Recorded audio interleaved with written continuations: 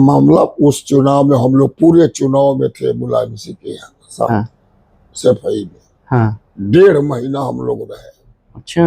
वो चुनाव बहुत कठिन था। कल्याण सिंह मुख्यमंत्री थे, किसी कीमत पर मुलायम सिंह को जितना नहीं देना चाहते थे। अच्छा। प्रकाश सिंह डीजीपी थे।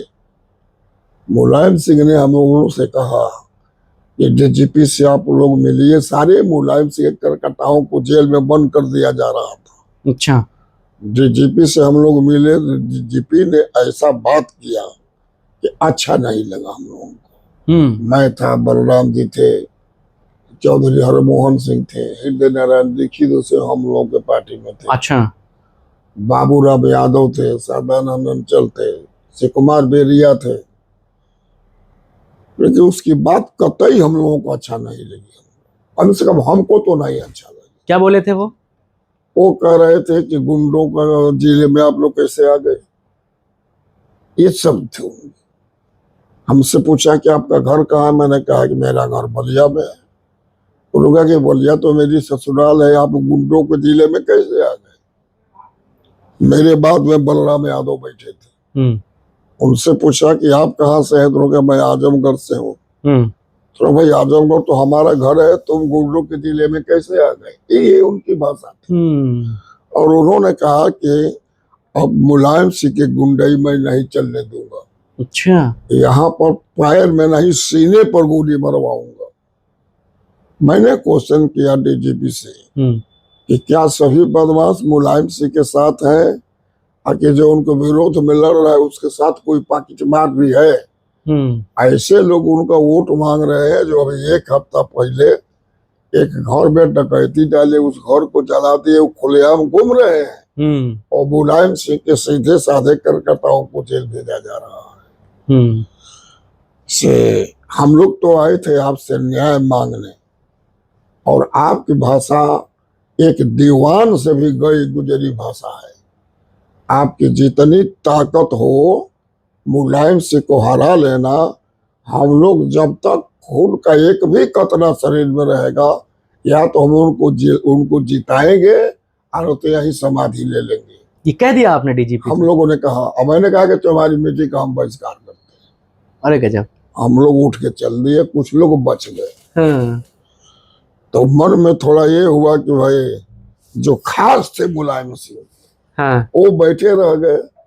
10-15 आदमी हम लोग बाहर हो गए। अच्छा। दूसरे दिन खबर गया मुलायम सिंह का कि भाई जनरेशन मिसिल आ रहे हैं, आप लोग डीएम से मिलिए। तो हमारे मन में डर था कि जो मुलायम सिंह के बहुत खास है वो जरूर। उन्होंने कहा कि राम गोपाल जी भी आए हैं। राम गोपाल जी अपने कार्यकर्ताओं को जमानत कराने के लिए इलाहाबाद में बैठे रहते थे। अच्छा। उस समय ऐसा तंग था कि पुलिस जाती थी, यादवों को गांव में बेमतलब का लाठी चार्ज करके सबको मार के घायल कर देती थी। गांव में पुरुष नहीं रहते थे, केवल महिला रहती थी। इतना डर का माहौल था। इतना डर का माहौल।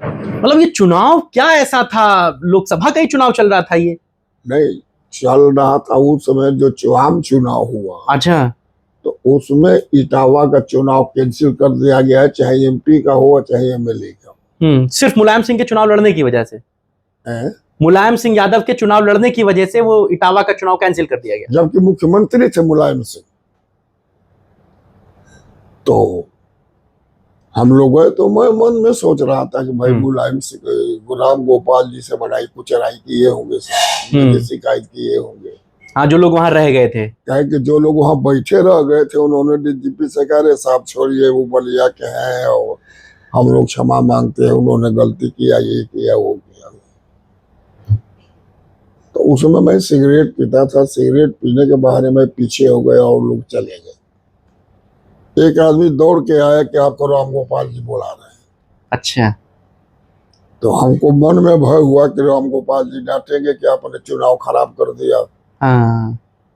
लेकिन जब मैं गया तो राम गोपाल ने दौड़ को हमको छाती से छाती मिला लिया और कहा कि चौधरी साहब, मुलायम सिंह चुनाव जीते या हारे, आपने बदतमीज डीजीपी को ऐसी की तैसी कर दिया, हम लोग आज ही चुनाव जीत गए। क्या बात है। तो मन में थोड़ा जो संशय था वो खत्म हो गया। और तब से मैं मुलायम सिंह से मेरा संबंध बनते बनते कई बार मुलायम सिंह ने कहा, मैं बीच में 93 में चुनाव हार गया जी। तो उन्होंने कहा कि तुम हमारे पार्टी में आ जाओ, विधानसभा में अच्छा बोलते हो, से जो राजनीति हो गई है जिस तरह की, अब जीत नहीं पाओगे। हाँ। मैंने उनसे कहा कि आप जानते हैं चंद्रशेखर जी हमको राजनीति में ले आए, हाँ। हमारे जनपद के हैं, कैसे उनको छोड़ूं। हाँ। तो मेरी बात से वो भी सहमत हो कि भी बात आप ठीक है कह रहे हैं, लेकिन हमारा आपका संबंध जो पहले से था वो बने रहेगा। मैंने कहा कि मैं जब जिंदगी जब तक जीता रहूंगा आपसे मेरा संबंध हो रहेगा। कई बार बीच में उन्होंने बुलाया हमको कि आ जाओ पार्टी में, लेकिन चंद्रशेखर जी को देख करके हमारा मन जो है, फिर जब चंद्रशेखर जी बीमार पड़े तो हम लोग गए थे देखने उनको, और हमारे क्षेत्र में जबरदस्त बाढ़ आई थी, जो नए क्षेत्र में मैं गया था, तो उनका ऑपरेशन टल गया। तो मैं चला बलिया के लिए, तो नीचे आया तो एक आदमी दौड़ के आया कि चंद्रशेखर जी आपसे बात करना चाहते हैं। अच्छा। तो मैं रुक गया हॉस्पिटल, तो उन्होंने कहा कि नहीं, कल मैं रिलीव हो जाऊंगा हॉस्पिटल से, घर आना बात होगी। दूसरे दिन भी गए तो उन्होंने कहा कि कल आना। हमने कहा कि साहब इतनी बाढ़ आई है, नया क्षेत्र है, जनता बहुत मारेगी हमको। कहे कि जनता मारेगी, भग काटेगी, आपको रुकना है, हमसे बात करनी है। मैं रुक गया। फिर जब तीसरे दिन गया तो अपने नाती के साथ खेल रहे थे, फिर उसको भी उन्होंने हटा दी और हमसे उन्होंने कहा कि भाई देखो, मुलायम सिंह अमर सिंह आए थे, 2-3 घंटे बैठे थे हॉस्पिटल में, और उन्होंने कहा कि सरकार बनानी है, और राम गोविंद चौधरी को आपके कहने से एक बार मैं मंत्री बना चुका हूं, और सरकार मेरी बने, मैं राम गोविंद चौधरी को मंत्री ना बनाऊं, हमको ठीक नहीं लगेगा। और कल्याण सिंह से और अजीत सिंह से गठबंधन हो गया।